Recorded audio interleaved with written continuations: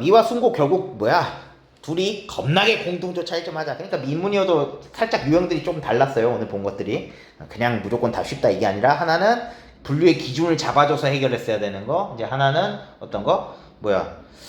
이제 그래도 문제에서 조금 통시적인 성격에 따라서 해결할 수 있는 걸 먼저 해결할 수 있는 이런 것들의 지문. 그치? 그런 거고 하나는 이제 진짜 뭐 아무것도 없을 때 생짜로 대응을 해야 되는데 흐름을 좀 잡아야 되는 거죠. 그랬을 때 역시 또 사실 똑같았던 얘기야. 첫 번째 했던 복레이 지문처럼 키워드가 조금 계속 나오면 그걸 화두로 잡고 확장을 시켜가면서 가야 되는 거죠. 근데 이제 이게 안 됐을 때는 돌아가야 되는 거예요. 자꾸 갈라들지 마. 자꾸 앞으로 간다는 게 여러분이 힘들어요. 알겠어? 앞으로 가려고만 하지 말고, 그러니까 이 무슨 계속 내가 단어를 파가라는 얘기가 아니라 어차피 지문은 일반적인 얘기라고 상수를 하는 거밖에 안 돼. 이게 무슨 미괄식 같은 게 아니란 말이야. 우리 무조건 두괄식이에요. 그렇게 되게 되면 양괄식이 되든지 처음에 이렇게 주제적인 얘기, 일반적인 얘기를 하고 상수를 하는데 이 상수를 하는 거에서 여러분이 뭐야? 헤매기 시작하고 많아지기 시작하고 당황하기 시작하고 하는 거잖아요. 그지? 근데 그걸 자꾸 외우려고 하니까 정리가 안 되는 거야. 외우는 건 어차피 돌아가서 다시 문제 풀 때 그게 외운 게 적용이 안 된다고. 다시 돌아올 거잖아. 그러니까는 그 외우는 차원의 얘기가 아니라 안 됐을 때는 앞에 일반론적인 얘기가 확장됐구나라는 걸 생각하고 연결 억지를 좀 시켜서 이게 확장을 이렇게 했구나를 잡아주는 게 중요해. 알겠어요? 오케이? 뭐 아직 그런 차원의 수준까지 이해를 필요로 하는 건 나오지 않았지만 그냥 흐름 딱 잡고 쭉쭉쭉 가게 되면 그렇게 별 문제 없었던 얘기로 가는 거지만 근데 마지막 질문은 그냥 공차 이것만 딱 2개 각 잡아놓고 하라는 얘기죠. 그래서 미와 순고 이해한 내용 오케이. 그래서 가의 이유 가의 이유가 어디 있는지 나 볼까.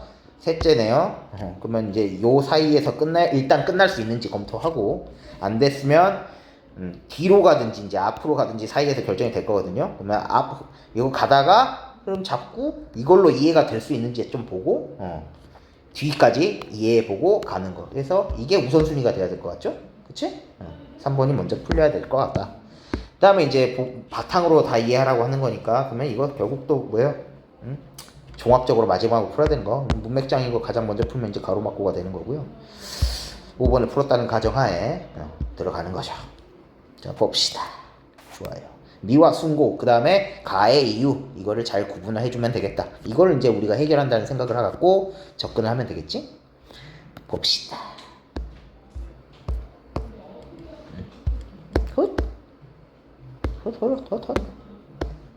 아, 여기 아니구나. 쭉쭉쭉. 이 길은 아니고. 아, 여기네. 자, 우리는 산행 중 만난 작은 들꽃을 둘러보면서 아름답다라고 느꼈어. 드높이 솟은 산봉우리를 바라보면서 장엄해 숭고하다라고 느끼기도 해. 칸트는 이러한 미와 숭고의 판단이 우리에게 즐거움, 즉 쾌를 준다는 점에서는 공통적. 즐거움을 주는구나. 나아가 둘은 개념을 통해 대상을 인식하는 논리적 판단이나 외부 생계의 정보를 알게 하는 감각적 판단은 아니다. 지식 같은 게 아니구나. 그죠? 그리고 외부에 대한 정보를 알게 하는 감각적 판단도 아니라 말 그대로 심리적인 즐거움을 주는 거라고 하거든요. 자, 논리적 판단과 감각적 판단이 모두 객관과 관련된 거라면, 그러니까 객관이 아니라는 거겠지. 즐거움은 주관이네요. 주관. 흐름 잡으시고. 그런데 칸트에 따르면 미와 순고의 판단은 모두 특수한 대상에 대한 주관적 판단이지만 우리는 다른 모든 사람도 그 대상에 대해서 자신과 같이 판단할 것이라고도 생각해. 자, 반응이야. 이거 보면서 즐거워, 쾌야, 주관적이다. 근데 남들도 가져 라고 생각할 수 있다는 거지. 오케이? 내 느낌 남도 가질 수 있어. 됐어요? 자, 그렇게 되는 거 공조 좀 해놨고요. 자, 하지만 칸트는 다음과 같은 점에서 미와 순고가 서로 구분된다고 봤어요. 자, 이제 차이점을 겁나 봐야지. 구분되는 거니까. 첫째, 미는 형식을 가진 대상에서 경험되는 것인 걸. 형식을 가진 대상에 대한 즐거움이구나. 그 다음에 순고는 무형식이구나. 확실하게 차이가 있네. 무형식적 대상에서 경험된대. 근데 좀 추상적이니까 예를 들어놨어. 예를 들어 멀리서 산을 바라본대요. 그러면 그 대상은 산이라는 감각적 형식으로 드러나며 이러한 형식에서 우리는 아름다움을 경험한다. 자, 감각적 형식이 뭐니? 감각적 판단 위에서 나왔으니까 다시 한번 잡으면 감각적 판단, 객관에 대한 판단이 아니지. 산이란 무엇이고 이게 아니라 산을 보고 받는 나의 아름다움이군요. 주관적 판단, 그지? 다시 잡고 놓치지 않아야 돼. 자, 그래서 이런 형식 아름다움 경험하는데 그러나 자, 산이 있는 거니까 이거에 대해서 내가 느낌 갖는다. 좋아. 이건 뭐가 돼요? 미죠. 근데 간계에 가려진 봉우리 밑에 서서 거대한 산의 일부만을 바라볼 때는 이제 이렇게 있을 정도 생각하면 되겠나? 자, 그러면 카드도 있잖아. 그죠? 점선해놨어요. 자, 대상의 전체 형식이 쉽게 상상되지 않는다. 그리고 그 모습을 전부 드러내지 못할 만큼 거대한 산의 모습에서 뭐야? 모습이 다 드러내지 않는 무형식이구나 해서 우리는 이 숭고라는 감정을 경험을 한대요. 자, 이처럼 숭고는 우리가 재현해내려는 형식의 한계가 없기 때문에 무형식이라는 게 형태가 없다가 아니라 뭐야? 우리가 알 수 있는 거, 주관적인 거잖아. 그러니까 우리가 알 수 있는 거가 뭐야? 지금 한계가 없는 상황. 이것 때문에 발생하는 거다. 즉 칸트에 따르면 숭고에서 경험되는 무형식성은 감각적 형식 구세에서 안개가 있어서 산이 안 보인다 때문에 즐거움이 아닌 거고 어떤 거요? 와우, 이 산 전체 형식을 상상해낼 수 없겠는걸? 이렇게 되는 거지. 뭐 그런 느낌을 갖는다. 추상적에서 이게 없어서 나오는 게 아니라 전체를 표상할 수 있는 형식적 한계가 없는 상황 때문에 일어나는 거구나. 표상할 수 있는 형식적 한계의 부재가 무형식적 대상에서 경험되는 숭고의 감정이구나 라고 생각을 해줘야 되죠.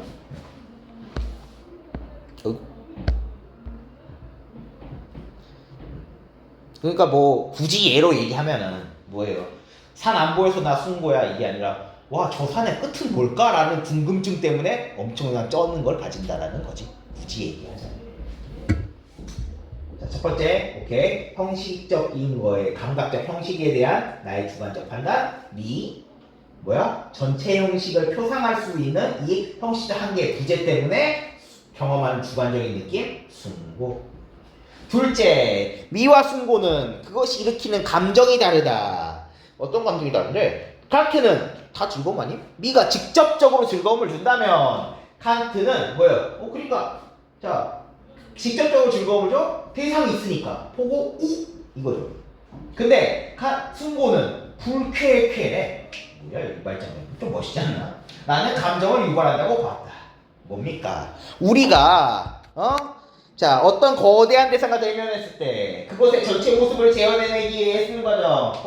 첫 번째 얘기한 거 아니? 그러니까 첫 번째가 연동되면서 쭉 이어지는 얘기네. 그치? 막 갑자기 다른 속성이 하면서 A 이런 성질 있고 B 이런 성질 있고 C 이런 성질 있고 막 이렇게 각각이 아니라 쭉쭉쭉 이어지는 얘기구만. 느낌 좋아. 이렇게 되면 얼마나 좋을까. 자, 그것이 전체 모습을 재현해내기에 애쓰는 과정. 그치? 숭고는 그것 때문에 발생한다 했잖아.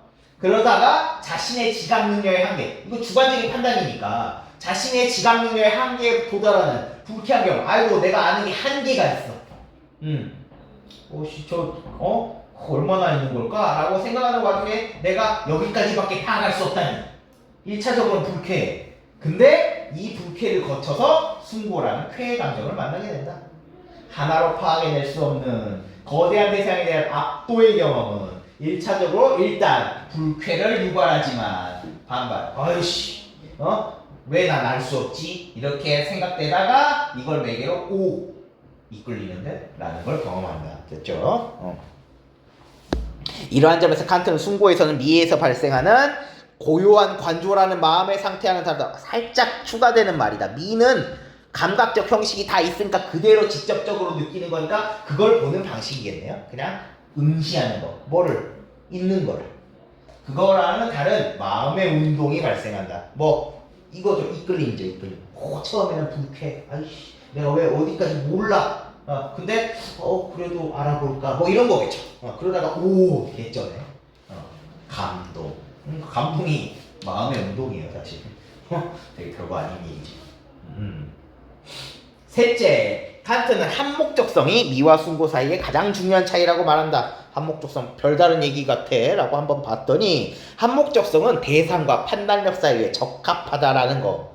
그 다음에 반목적성이라고 하는 거는 어떤 거예요? 대상과 판단력 사이에 부적합성. 근데 여기까지만 봐도 사실 이거 얘기해놔버렸지만 부적합하고 한계 붙이고 다 뭐였어요? 순고였지. 그지? 우리는 앞에서 얘기했던 게 뭐야? 그냥 그대로 직접적으로 대상 있는 거 보면 돼. 강압적 형식 그냥 보면 돼. 이거죠? 그러니까 한목적성이 미야. 그게 되는 거네요. 다 이어진다. 자, 그래서 미로 인한 쾌 감정은 그 대상이 형식적인 한목적성? 별거 아니야. 말 그대로 받는 표현이지 사실은. 있는 거, 그냥 보는 거 다 일치할 때. 일때 느끼는 즐거움 되겠다. 우리가 어떤 대상을 아름답다라고 느낄 때 그 대상의 형식은 우리의 판단력에 적합한 것으로 느껴진다. 대상 그대로 보이는 거니까 그 판단력도 딱 된다. 한목적적이네. 우리의 판단까지. 근데 순고의 대상은 무형식적이라고 했네요.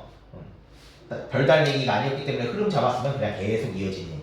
무형식적이어서 우리는 대상을 하나의 표상으로 파악하는데 어려움을 겪게 되고, 오케이? 우리 대상을 파악하려면 이제 인식의 노력은 좌절된다. 이제 뭐 아까 다는 이거였으니까 읽고 나서 해결하자고요. 자, 뭐예요? 대상을 파악하려는 어려움을 겪게 되고 인식의 노력은 좌절돼. 뭐야? 그렇게 되잖아. 그제? 1차적으로는. 1차적으로는. 그래서 순고의 대상 우리의 판단력에 적합한 것으로 여겨지는 형식적 반목적성. 아이고, 그렇죠. 형식적으로 대상이 그 재현의 한계가 없는 이 상황 때문에 일어나는 대상과 나의 판단력 사이의 부적합성. 이거죠. 그치? 근데 처음에는 불쾌, 쾌 이런 거 느꼈다라고 했어. 뭐 이런 거 차고까지 가고 한번 해결해보는 거죠. 자, 뭐. 오케이. 아이유. 미는 대상이 지닌 형식 자체가 한목적적이지만, 그쵸? 순고는 근데 대상이 존재하지 않는 형식이 한목적적? 안타깝게도 안 된. 그죠? 반목적성 가야지. 그 다음에 미는 대상이 지닌 이념에 의해서 한목적성이 드러나지만, 순고는 주체가 지닌 이념에 의해 아직 이념이란 표현 한 번도 안 나왔기 때문에 블랭크 쳐놔야 되고요. 이건 알 수 없음 아직. 이념 이런 말 없었기 때문에. 자, 미는 대안에 대한 이해를 확장시킬 뿐이지만 아직 그런 얘기 없었죠. 오케이. 이해를 확장시킨다? 이런 얘기 없었잖아. 맞죠? 순고는 자연에 대한 이해를 확장시키는 놈은 없으니까. 4번 미는 대상과 판단력 사이의 적합성을 드러내는데 반해. 그쵸. 순고는 그러나 뭐 대상과 판단력 사이의 부적합성을 통해 이성과 자연 사이의 적합성을 드러낸다. 여기까지는 맞죠. 오케이. 요것만 되면 되네. 맞니? 근데 우리는 사실은 뭐예요? 불쾌하면 이 느낌 가져야 되는 거 맞아. 사실은 이거 쾌나 한목적성이나 똑같은 얘기니까 거의. 자, 그래서 일단 4번이 조금 세모로서 확신성이 조금 있고요. 일단 미는 형식에 대한 주체 재현을 통해 자연과 판단력 사이의 한목적성이 드러나지만 순고는 주체 안에 갖가지 이념, 그놈의 이념 나와서 이성과 판단 사이의 한목적성이 드러난다. 살짝 물음표 쳐놔야 되는 거. 4번, 5번 정도, 그럼 1번 정도만 확실히 아닌 거 알 수 있었네요. 이 정도 됐으면 다시 가야지 뭐. 그지? 이제 나머지는 뒤에 가야 된다는 소리잖아. 왜? 앞에 이런 얘기가 없으니까요. 자, 그래서 보게 되면요. 자, 하지만 칸트는 순고가 형식적 반목적성을 갖기 때문에 불쾌. 오히려 이성적으로는 한목적성을 갖게 된다. 아하, 불쾌, 이 대상과 일치하지 않아. 아유, 불쾌. 그런데 알면 알수록 이끌려. 그 얘기네요. 그지?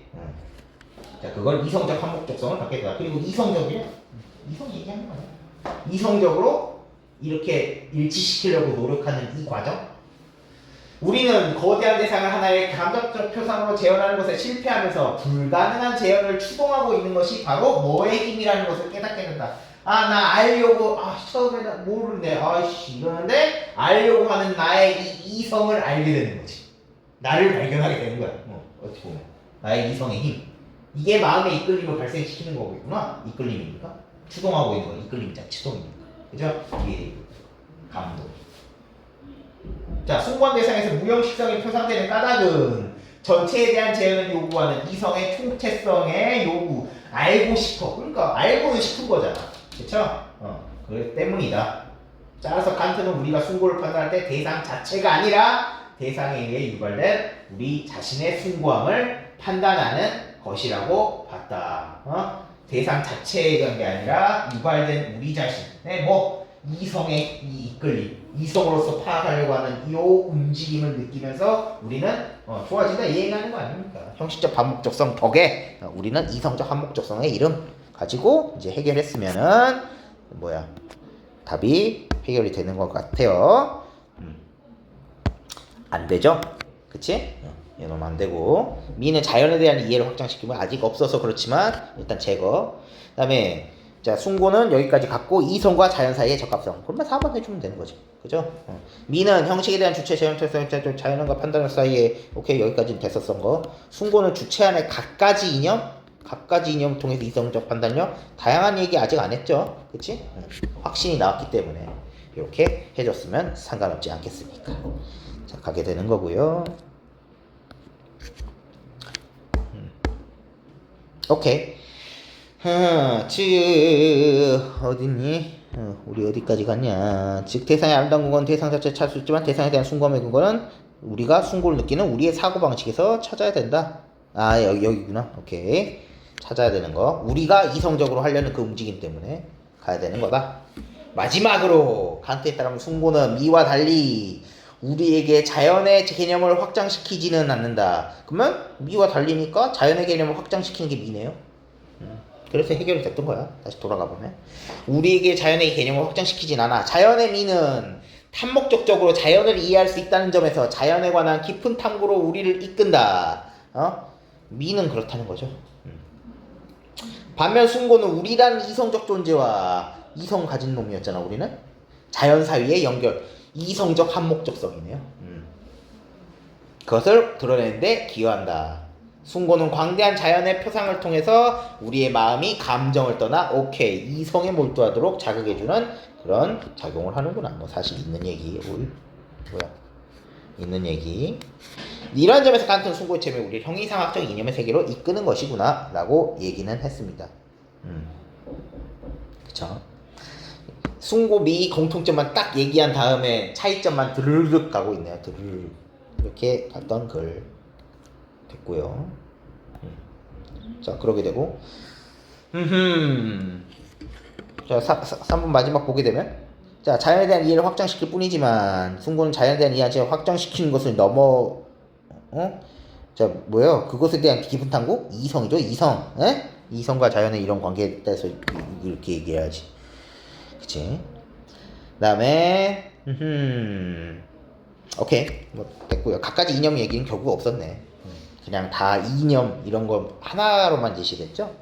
2번 숭고를 이해하자. 미와 숭고는 모두 주체가 느끼는 주관적 감정을 타자에게까지 보편화시키는 판단. 가장 1번 빠따로 나왔던 첫 번째 문단 정도? 그죠? 공통점 얘기했던 거니까 모두니까요.